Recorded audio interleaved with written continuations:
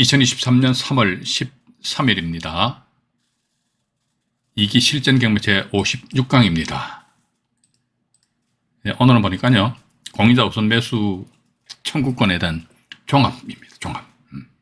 종합인데, 이게 보시게 되면은 뭐 전체를 펼쳐놓고 말씀드릴게요. 일단 다 펼쳐놓고요. 네.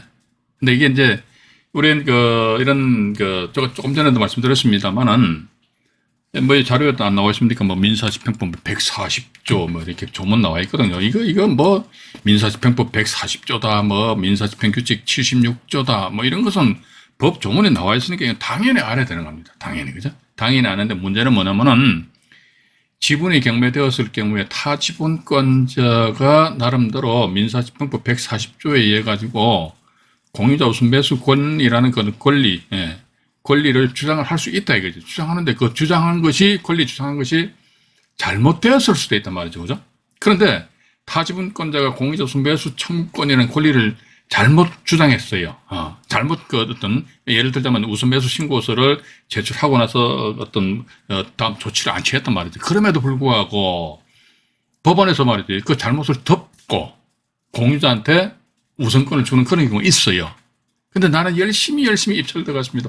오늘 하고, 제가 사실은 이게 공유자 우선 매수 권리 해가지고요, 간단하게 생각했습니다. 그래서 그냥, 오늘 하루 1시간 정도라서, 끝내버려야겠다, 이렇게 생각했는데, 지난 토요일하고 어제도 사무실 와서 자료를 정리해서, 자료 정리하다 보니까 자료가 엄청 많아요. 그래서 이게, 하루로서 끝낼 사항이 아니더라. 뭐, 최소한 이틀 내지 3일 정도까지는 이게, 3일 더 걸릴지도 모르겠어요. 이게 왜 그러냐, 이게 단지 우리가 법 조문에 나와 있는 이것만 달달 외우면 안 된단 말이지. 그러니까 타지분권자가 지분이, 예를 들어 남편 지분이 경매에 나오니까 부인이 말이지 우선 매수 권리를 행사했는데 그 우선 매수 권리를 행사한 것이 타당하냐, 타당하지 않느냐. 제가 조금 전에 말씀드렸죠. 타당하지 않음에도 불구하고 법원에서는, 그래, 너 타당해. 따라서 부인한테 우선 매수 권리를 준다는 거예요. 그런데 내가 입찰 들어갔습니다. 그러니까 그 타지분권자는 우선 매수 권리를 행사할 수 있는 그런 권리를 가지지 못한단 말이죠. 그럼에도 불구하고 법원에서 인정을 해준다고 그러니까 내가 그날 지분에 대해 입찰 들어가서 낙찰 받았음에도 불구하고 어떻게 한다더라? 법원에서 저 사람한테 와이프한테 말이지 우선권을 줘버리니까 저기 맞구나 해가지고 고개를 그냥 끄덕끄덕하고 그냥 집으로 돌아가거든요. 그럼 집으로 돌아가세요 그냥. 집으로 돌아가시고 또 다른 물건 고르시면 돼요. 그러나 그건 아니다 저는 그런 겁니다. 그래서 이게 우리 투자자 입장에서 봐서는요, 타지분권자한테는 분명히 그 우선 매수 권리라는 일반인들하고는 일반 경매인들과는 판에 차이가 나는 어떤 권리를 준단 말이죠. 파격적인 권리입니다. 근데 그 권리를 주면 그 권리를 그 사람들이 잘 사용을 해야 되거든요. 근데 사용을 잘못 하였음에도 불구하고 또 반복해서 말씀드립니다. 봐가지고 법원에서 인정을 해준다. 그런데 나는 그걸 몰라. 모르면 어떡한다 하더라고. 그냥 집에 가는 거죠. 집에 가다 보면 자칫 잘못하면 몇천만 원 내가 그냥, 벌 수도 있는 그런 사안임에도 불구하고 돈 까먹고 그냥 7일내, 8일내 하고 앉아있다는 것입니다. 그죠? 그런 측면에서 가지고, 공유자 우선 매수 권리가 보니까 이제 또 특히 우리가 지분을 낙찰을 받고 나서 타지분을 경매를 내가 붙일 수도 있단 말이죠. 우리 직전 55강, 54강, 53강에서도 말씀드렸습니다만은 지분 낙찰 받고 나서 타지분을 내가 경매를 붙였을 적에 그럼 나는 뭡니까? 내가 타지분을 경매를 신청했단 말이에요. 그런데 나는 뭐죠? 그 부동산의 공유자도 공유자로서 어떤 공유자 우선 매수 권리를 행사할 수 있는 그런 권리를 가지고 있다는 겁니다. 그럼 내가 저 타지분을 경매를 붙여가지고 저걸 내가 말 그대로 그냥 맛있게 내가 먹으려면 어떻게 해야 되지? 다른 사람들의 경쟁을 배척을 하면서 내가 공유자 우선 매수 권리를 행사를 해야 될 거 아닙니까? 행사를 하는데 이거 행사하는 방법이 7일내, 8일내 그러면 안 된다는 겁니다. 그래서 우리 특히 이제 경매인 입장에서도 봐가 공유자 우선 매수, 왜냐면 내가 공유자 우선 매수 권리를 행사할 수 있는 그런 지위를 가질 수도 있단 말이죠. 그죠? 그런 측면에서 가지고 이거 오늘 1시간으로서 이게 끝내버릴 게 아니구나. 라는 그런 생각을 가지면서 자료를 정리하다 보니까 지금 제가 이런 지분 경매와 관련된 현재 사례가 글쎄 지금 한 300건 이상 될걸요. 근데 각종 다양한 사례가 있습니다. 그래서 이제 이 사례도 보면요. 제가 그 전에 다음 카페에서 회원분들 같이 했던 그 사례도 있고, 아니면 또 이제 다른 분이 낙찰받은 그 사건 같은 경우 제가 추적을 해가지고, 아, 요거 요런 식으로, 오늘, 어젠가 한번 자료를 정리하다 보니까 타지분권자인데요. 공유자 우선 매수 신고를 했어요. 자, 이 보니까. 타지분권자인데, 여기에 보니까 공유자 우선 매수 신고서를 제출했습니다. 이게. 여기 1차 기일입니다. 여기 2차 기일이에요. 편의상 타지분권자를 갑으로 하겠습니다. 갑. 그러니까 지분이 경매되니까 이 갑이라는 사람이 우선 매수 신고 서입니다. 서류. 제출했어요. 제출하고 나서 1차 매각기일 한 3일 전에 이 양반이 공유자 우선 매수 신고서를 제출했잖아요. 그죠? 제출한 것을 철회. 나 제출 안 할 거야. 우선 매수 권리 행사 안 할 거야. 철회 신청해 버렸어요. 철회 신청한 상태에서 1차 기일이 도래되고 이게 유찰이 됐습니다. 근데 또 갑이라는 사람 말이지. 2차 기일 직전에 또다시 공유자 우선 매수 신고서를 딱 제출했습니다. 예. 이 상태에서 2차 매각 기일 날 다른 제3자들이 그 경매인들이 이틀 들어왔을 거 아닙니까? 일요일 출제에 갑 이 사람의 우선 매수 신고서를 제출했다가 철회를 했는데 또다시 우선 매수 신고서를 제출했다는 거죠. 그렇다면 이 갑의 우선 매수 신고서의 어떤 이게 효력이 있느냐 없느냐. 그죠? 예. 저는 제 개인적인 생각으로는요. 우선 매수 우선 매수 권리 행사했어요. 그러다 철회해서 그럼 끝난 거야. 이렇게 해야 되는데 이 사건 같은 경우 보니까 우선 매수 신고서를 제출했다 철회했다가 다시 우선 매수 신고서를 제출하니까 이거 인정을 해주더라고. 네, 이와 관련해서 제가 지금 현재 등기부등본도 제가 아마 첨부를 한 것 같습니다. 등기부등본도 첨부했으니까 이것도 아마 제가 나중에 보여드릴게요. 이게 이랬듯이 제가 항상 여러분들한테 말씀 안 드립니까? 이게 대한민국의 제일 좋은 경매 교과서가 뭐냐? 경매 정보집니다. 내가 예를 들어 지분을 하나 타깃으로 삼아가지고 지분에 대해서 내가 완전히 막 똑소리 나게 내가 한번 해보겠다 그러면요. 다른 사람들이 지분 낙찰받은 거 아니십니까? 그 사례를 계속 여러분들 경매 정보지를 통해 하셔가지고 저는 그렇게 하고 있어요. 수집을 계속 하시라고요. 이 양반은 보니까 아파트 얼마를 지분 낙찰받았네? 그럼 봐가지고 한 6개월은 1년 후에 다시 그 사건을 보면 이거 또다시 경매 나왔거든요.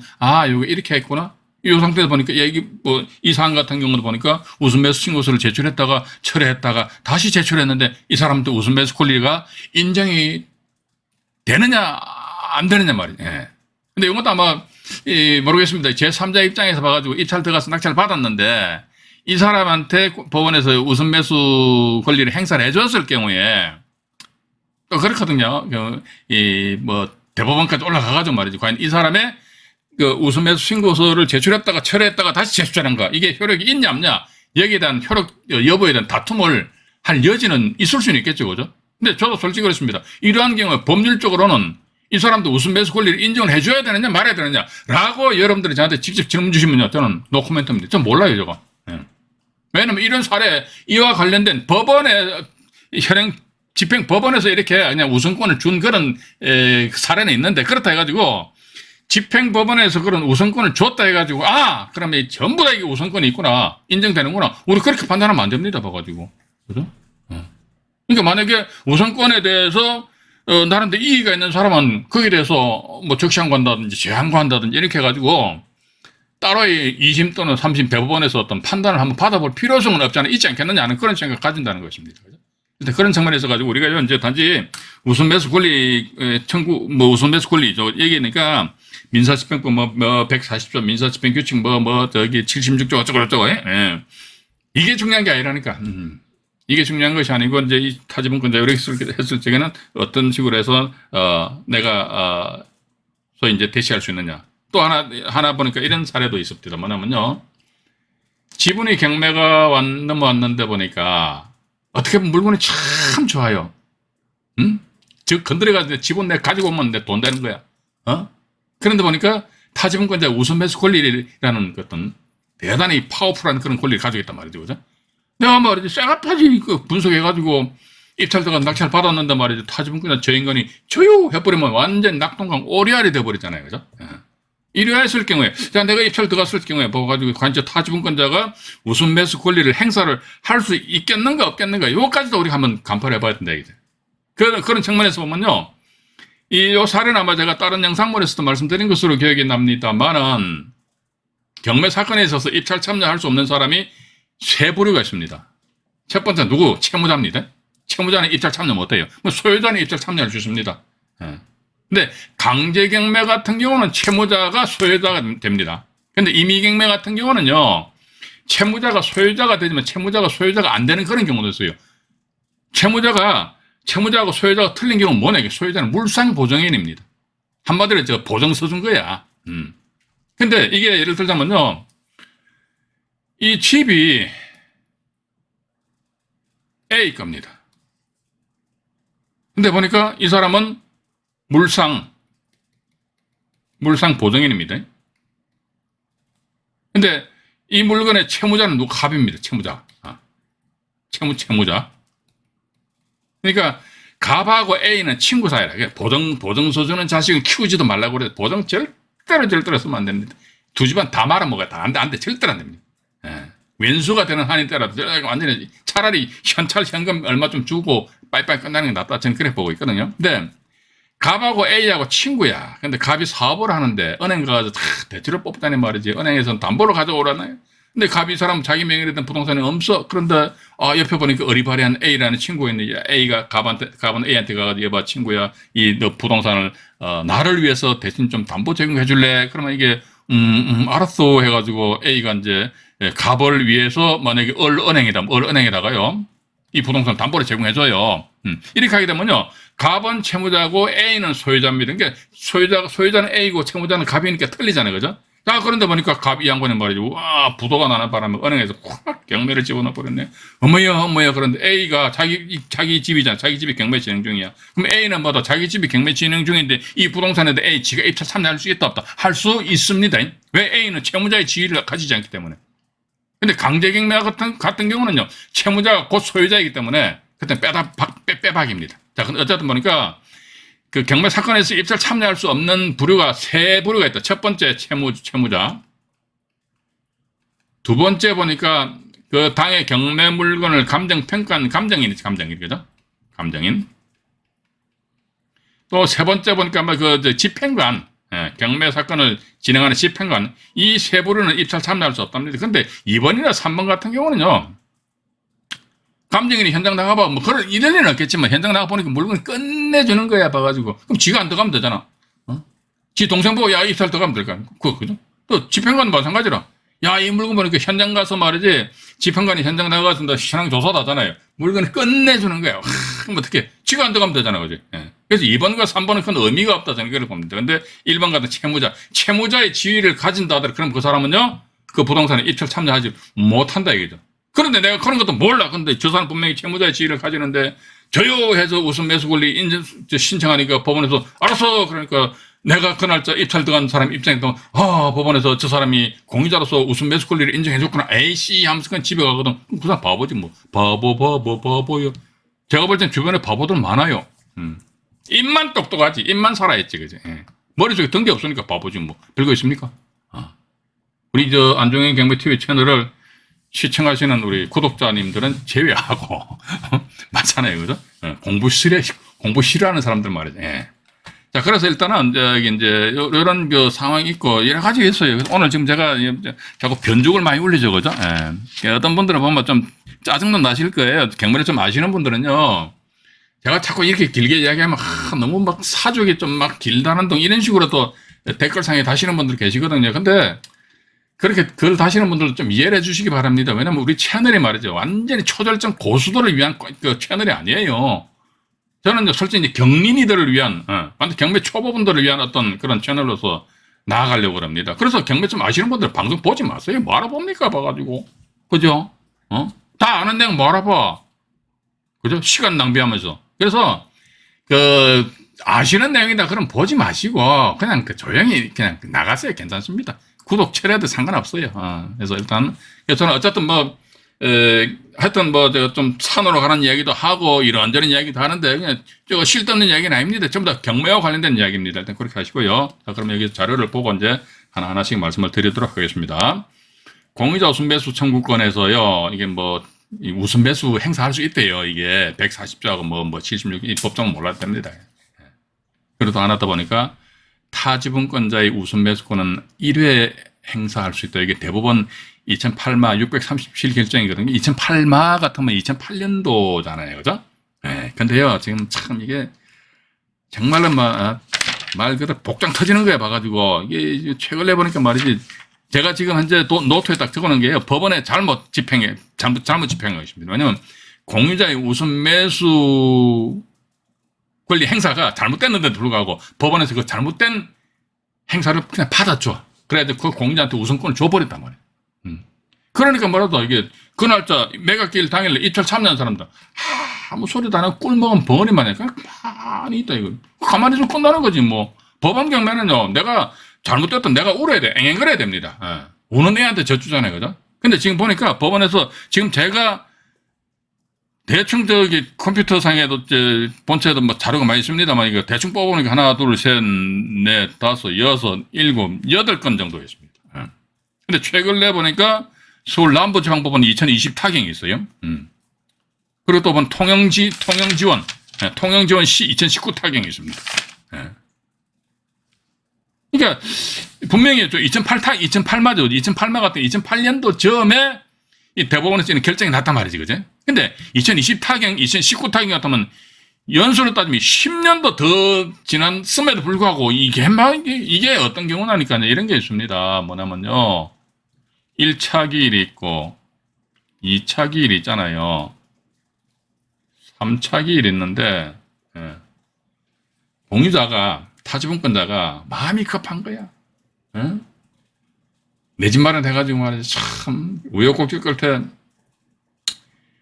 남편하고 자기하고 이제 2분의 1씩 지분으로 소유권 가지고 있는데 남편 제 인간이 말이지 바깥에서 뭔 사업을 한다고 해가지고 막 사업 말아먹다 보니까 남편 지분에 뿌악 경매 넘어오니까 그때 가서 만화님이 급하니까 말이야 와이프가 말이야 부인이 우선매수 신고서를 딱 제출한 거야. 그러면 우선매수 신고서를 제출하면 이때 어차피 1차 매각기일 날 죽이든 밥이든 이 사람은요 우선매수 권리를 행사해야 됩니다. 즉 우선매수 권리를 행사한다는 건 뭐다 이게 1차 매각기일 입찰 보증금을 법원에 납입을 해야 돼요. 근데 납입을 안 했잖아요. 그죠? 안 하게 되면요 2차 우선매수 권리 행사 안 됩니다. 이게 이래 자 우선매수 신고서 제출했죠. 이게 한 번입니다. 이게.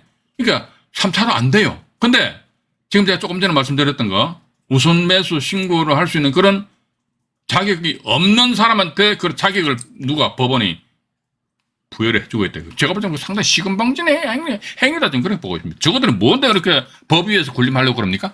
예? 그죠? 아니 대법원에서 저기 나름대로 결정이 나와요. 이게 대법원에서 이런 식으로 이 결정 말이죠. 이게 지금도 저기 대법원 홈페이지 들어가시면 결정문 살아 있어요. 그죠? 2008년도에 이런 식으로 대법원에서 나름대로 교통정리를 해준 거 아닙니까? 그럼 그게 따라야지. 예? 빨간불에서 서고 파란불이면 가야 될 거 아닙니까? 저거 멋대로 앉아있다니까 봐가지고. 빨간불인데 가고 파란불이면 서고 집 멋대로 생쇼라고 앉아있다니까. 근데 그런 부분에 있어가지고 우리 경매인들은 그냥 모르는 거야. 그냥 샷단 먹어서 눈만 끔뻑끔뻑 하고 앉아있거든. 그죠? 그래서 저는 이런 말씀 드리고 싶습니다. 내 밥은 내가 스스로 챙겨 먹어야 돼요. 나라에서 챙겨줍니까? 예?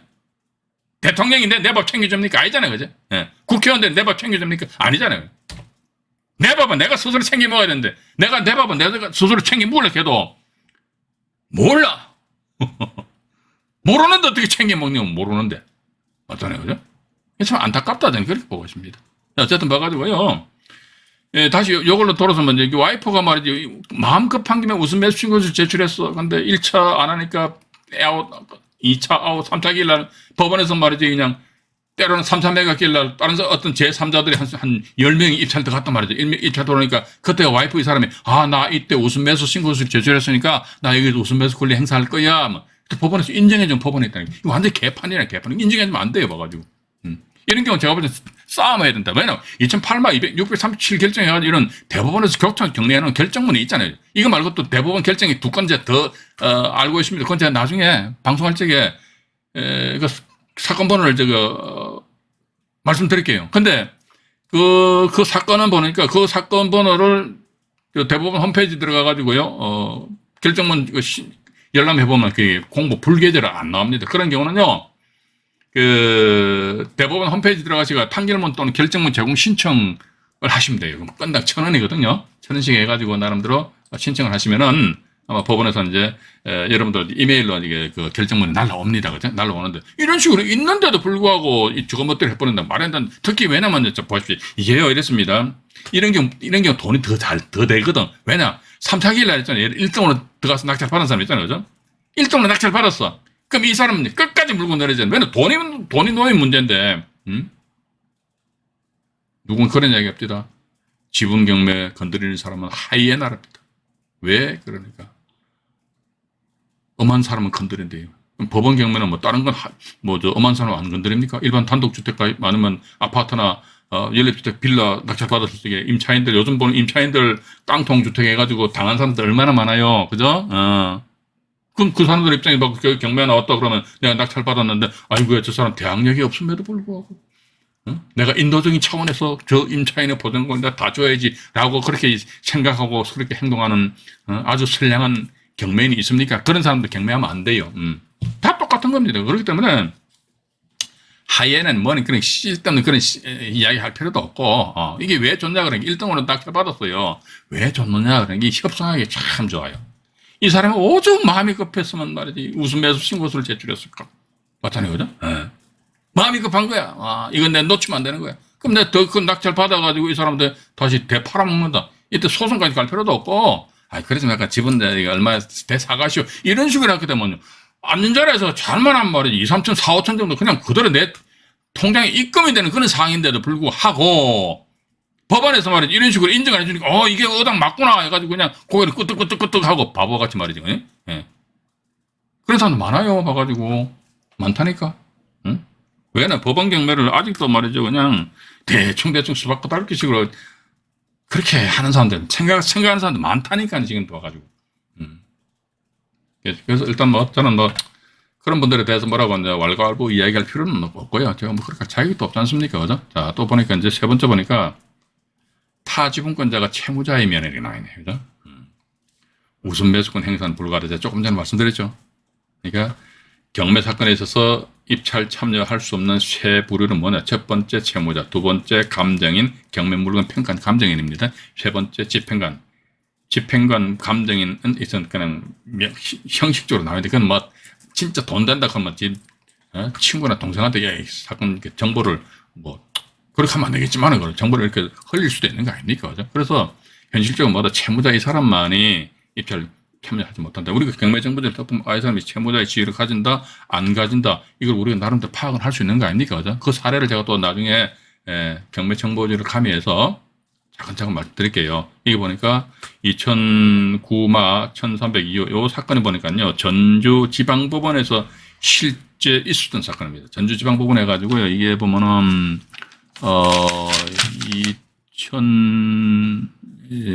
2007 타경으로 나갑니다.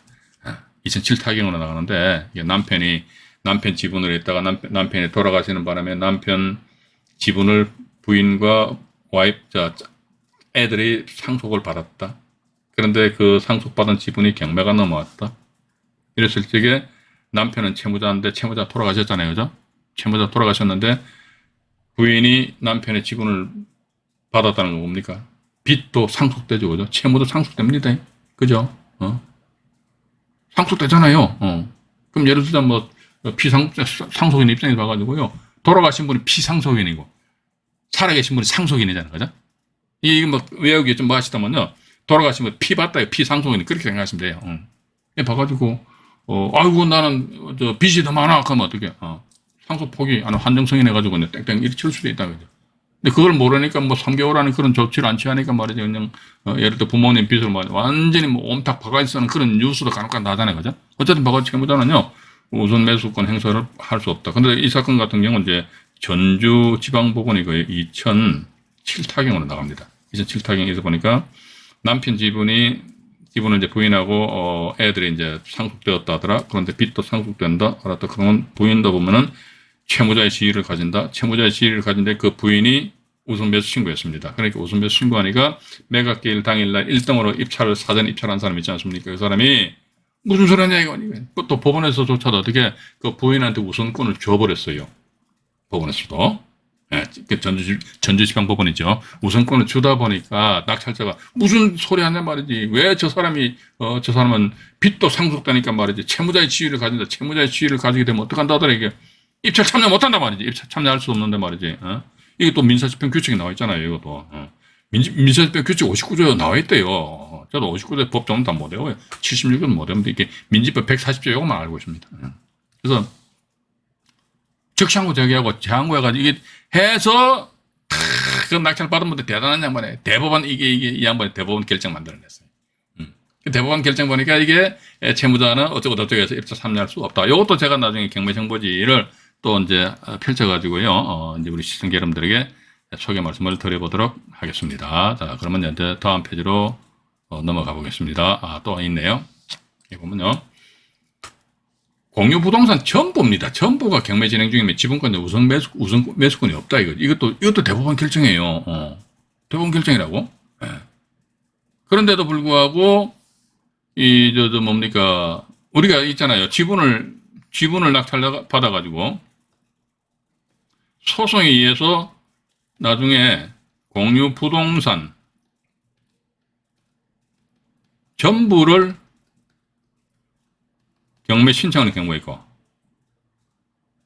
공유부동산 지분 일부를 경매 신청하는 경우가 있거든요. 지분 일부. 전부 다 그러면요 공유자한테 우선 매수권이 없어요. 근데 공유부동산 지분 일부를 경매 신청한다는 것은 우선 매수 권리가 있다는 것이죠. 즉 뭐냐니까 여러분들 이렇게 생각하시면 된다고요. 아파트가 있는데 갑과 을이 소유권 가지고 있는데 갑 지분이 경매에 넘어왔어요. 이걸 A가 낙찰 받았습니다. 그럼 어쨌든 이 부동산은 이제 A하고 을 이 사람들이 같이 공동 소유하고 있단 말이죠. 등기부상에. 근데 보니까 을 이 사람은 말이죠. 갑은 소유자가 아닌데도 불구하고 둘이 부부니까 갑, 을은 여전히 이 부동산 전부에 대해서 사용하고 있다. 지금 A는 열받잖아요. 아니 내가 말이야 예를 들어 2분의 1 지분이다 그러면요. A는 내가 2분의 1 지분에 대해서 내가 대가를 지급을 했는데 말이지. A한테 자기 주머니에 한 푼도 돈 안 들어오잖아요. 그죠? 한 푼도 돈 안 들어오는 거. 따라서 어떻게 한다 하더라. 을 입장에서 보면요. 원칙은 따진다면요. 이게 아파트다 그러면요. 2분의 1이다면 2분의 1로 공간만 저거들이 사용해야 되는 거예요. 근데 어떻게 그렇게 됩니까? 안 되잖아요. 안방도 반 딱 쪼개가지고 요거, 그건 안 되잖아요. 화장실도 반 쪼개가지고 그건 안 되잖아요. 그죠? 이러다 보니까 A 입장에서는 을에 대해가지고 어떻게 한다더라. 당신의 점유죠. 점유. 내게 어디 있는지 모르겠지만 일단 반은 내 거야. 반은. 그죠? 반은 내 건데 점유를 당신이 점유하고 있잖아. 그럼 남의 거를 왜 당신이 점유하냐. 이게 뭡니까? 이게 불법 점유. 그죠? 당신이 불법 행위를 내가 뭘 입어버렸어? 손해봤잖아요. 손해배상. 그러니까 이제 손해배상 청구 소송 제기하는 것이죠. 예를 들어 또 부당이든 어떤 분도 부당이든 뭐 어떻게 이렇게 얘기하다. 부당이든은요 적법 점유입니다. 적법 점유에 의한 부당이득. 이게 뭐냐니까 이게 소위 우리가 법정지상권이죠. 법정지상권 관련해가지고 지료는 말이죠. 부당이득에 대한 반환 성격조입니다. 왜냐면요. 법정지상권 하면 지상 건물은 땅을 적법하게 사용할 권리가 있다. 적법하게 사용한다는 적법 점유거든요. 적법 점유는 적법하게 사용할 그런 권리가 있는데 단지 당신 그에 대한 이득이 발생되지 않느냐. 근데 그 이득을 입 닦아버리면 부당이득이지 않느냐. 이런 식으로 이제 우리가 이해를 하시는 게 좋으실 것 같아요. 그죠? 어쨌든 봐가지고요. 손해배상 청구 소송 제기해가지고, A 이분이 말이죠. 을 지분에 대해서 요것처럼 말이죠. 지분 일부를 딱 경매 신청한단 말이죠. 경매 신청했을 적에 우리 이제 지난 55, 54, 53, 52강에서 말씀드렸지 않습니까? 이랬을 적에 A는 을 지분을 경매 신청하면서 A는 뭐다 자기가 공유자니까 공유자수 우선 매수 권리를 행사를 할 수가 있다. 지분 일부가 되었을 경우. 근데 전부가 경매다, 전부. 그래서 A가 말이죠. 이제 이번에는 공유물 분할 청구 소송에서 전부를 경매 집어넣었다. 이랬을 적에는요. 자기네들 보면 개별적으로 전부 다 지분권자, 공유자에 해당되지만, 그런데 이때는 이 사람들한테 우선권을 줄 실익이 없다는 거죠. 왜냐면, 자, 보십시오, 이게. 다시 보십시오.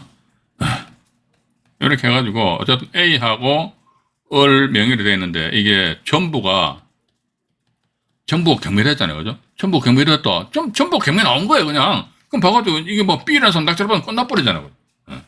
B라는 사람 낙찰 받으면. 그러니까 일부가 경매되었을 경우는 왜 그런 일부가 경매되었을 때 타지분권자한테 우선권을 주는 이유가 뭐냐면, 기왕이면 아는 사람 가져가라 이거지, 한마디로. 근데 이거 전부가 경매돼가지고, 전부 다 소유권 다른 사람 넘어가는데, 그때는 이때 우선권을 인정해 줄 필요는 없다는 거, 그죠? 없다는 거 일단, 그렇게 좀 이해를 하시고. 자, 그 다음에 제가 여기 뭐 민사집행법 이거 뭐 140조 공유자 우선 매수권 이게 나와 있는데요. 요거는요, 요것만 하나 이제 말씀드릴게요. 여기 보면 매각길 공유자입니다. 이 타지분권입니다. 매각길까지 보증을 제공하고 하는 게 입찰 보증금 있잖아요. 보증금. 매각길까지만 보증금 제공하면 되는 것 같아. 이거 보면. 그죠? 또 이제, 이거 뭐, 1항에 공유자 우선 매수 한 사람이 있다 이랬을 경우 최고가 매수가 있다 할지라도 공유자에게 매각해야 한다. 그죠? 여러 사람이 공유자가 우선 매수하겠다고 신고를 하고 제2항의 절차를 마친 때는 특별한 태백이 없으면 이게 지분, 공유 지분의 비율에 따라 채무자 지분 이게 뭘 거예요? 또 이제 여기서 공유자가 우선 매수 신고를 한 경우는 최고가 매수인은 차순위 신고인을 근데 차순위 신고인을 보는데 본다 했잖아요. 본다고 그러는데 집행관이 물어봐요. 예를 들자면요. 2분의 1 지분이 경매가 넘어왔는데 최저 가격이 1억입니다. 근데 보니까 이 타지분권자는 얼로 보다 이거죠. 그런데 A라는 사람이 1억 5천만 원 썼어요. 그죠? 1억 5천만 원 썼다는 거죠. 그래서 저기 집행관이 물어봅니다. 타지분권자 얼 나왔어요? 네. 그러면 A가 1억 5천만 원 썼는데 당신들 1억 5천만 원 할게요? 네. 그러면 이제 타지분권자 얼이 1억 5천만 원이 되는 거예요. 응? 그죠? 이 사람 이제 얼은 최고가 매수인이 되는 겁니다. 근데 A는 뭐다? 금액이 똑같더라도 차순위 매수 신고인을 본다 이렇게 돼 있잖아요. 그죠? 예. 근데 본다. 근데 이게 강제적으로 당신은 반드시 차순위 신고해. 그거 아닙니다. 예. 이랬을 때 집행관이 당신 차순위 할게요? 안 할게요? 싫어, 안 해. 나 기분 나빠서 안 해버려. 그러면 끝나는 거야. 그럼 그 자리에 적석에서 입찰보증금 돌려받고, 만약에 차순위 신고할게요? 그럼 알아서 그때 입찰보증금 이제 법원에 보관시켜야 됩니다. 예. 그렇게 좀 우리가 좀 이해를 하시면서 가장 중요한 건 그겁니다. 이게 매각길까지 보증을 제공하라. 입찰보증금 납부해라. 이거거든요. 일단 그렇게 보시고요. 또 다른 페이지 보면은 이제 민사집행 규칙이 나와 있네요. 규칙도 보면요. 여기 보시면은 우선 매수 신고는 집행관이 매각기일을 종결한다는 고지하기 전까지 할 수 있다. 또 이제 통상적으로 이제 집행관이 이제 그 입찰함 뚜껑을 열어가지고 입찰 봉투를 개봉하잖아요, 그죠? 이랬을 적에 그냥 집행관이 물어봐요. 이거 여러분들이 법원 경매 법정 가시면요, 그 지분 경매 진행되었을 경우 이제 집행관이 어떻게 하는지 천천히 보시. 그게 경매 절차입니다. 경매 절차 딴 게 없어요. 그렇게 하시고. 또, 이게 있잖아요. 공유자가, 이거 이제 천천히 읽어봐 드릴게요. 공유자가, 이게 141항이 우선 매수거든요. 신고했다요. 했는데, 다른 매수 신고인이 없다니까. 신고를 했어요. 신고를 했는데, 매수 신고인이 없을 땐 최저 매각가, 그 날짜 최저 매각 금액 있잖아요. 최저 매각 가격을 최고가 매수 신고 가격으로 본다. 이 간주입니다. 간주. 그죠? 간주예요, 간주. 이 한자 쓰면, 별로 안 좋아하실 것 같은데, 이럴 겁니다. 간주. 간주. 본대요. 추정하는 게 아닙니다. 이게. 최고가 매수 신고 가격으로 최저 매각 가격을, 이게 따라서 이게 이렇게 보시면 돼요. 1차 기일 날 최저 가격이 1억이야. 근데, 1차 기일 전에 이렇듯이 이제 우선 매수 신고서를 제출했습니다. 그러면요, 이 날짜 아무도 응찰 안 했어요. 응찰 안 했으면은, 만약 이 사람 편의상 갑으로 가면, 이 사람은 이 날짜 최저 매각 가격이죠. 요거 최저 가격이죠. 최저 가격을 이 최고가 매수 신고 가격으로 본다 이거죠. 본다! 그랬다. 너 입찰 보증금 내라 이거죠. 안 냈어! 그럼 끝난 거야, 이게. 이게 제가 볼 때는 공유자들이, 타지분권자들이 우선 매수 권리를 행사하는데 옛날 같은 경우는 넣었다 뺐다 하면 이게, 왜냐면 이런 식으로 가격을 말이죠. 억지 춘향식으로 다운시키는 그런, 그런 행태가 옛날에는 심했어요. 근데 지금은 그러면 안 되는데, 아직도 조금 그 일부 법원에서 그렇게 하는 것 같아. 이게, 아니다 말이지, 그죠? 이게 또 나와 있네요. 뭐, 최고가 매수 신고인은 이 날짜 이제 1억인데, 예를 들어 1억 5천만 원 쓴 사람 있잖아요. 그죠?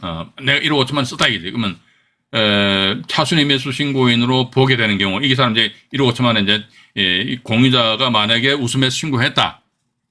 본인이 또 이제, 한다.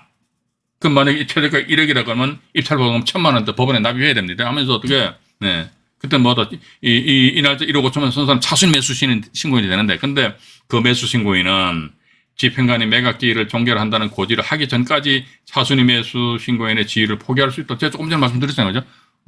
반드시 해야 되는 거 아닙니다. 아이씨, 기분 나빠. 안 해. 포기해버려. 이런 식으로 이제 우리가 접근을 하시면 되지 않겠느냐 하는 그런 말씀 드리면서 이제 1부 방송 마치고요. 2부 방송에서는요, 요거 인천 사건인데, 강제경매 관련된 사건인데요.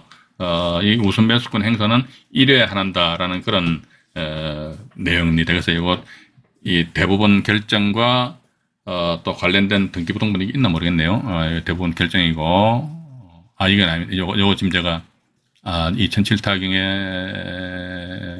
28, 요겁니다. 이거 있네요. 요거 제가 지금, 잠깐만요. 좀 자료를 좀 볼게요. 등기부등본은 없고, 요건 제 자료를 2부에서 보여드리면서 경매 정보지도 같이 우리 시청자 여러분들에게 소개 말씀을 드려보도록 하겠습니다. 56강 1부 방송을 마치도록 하겠습니다.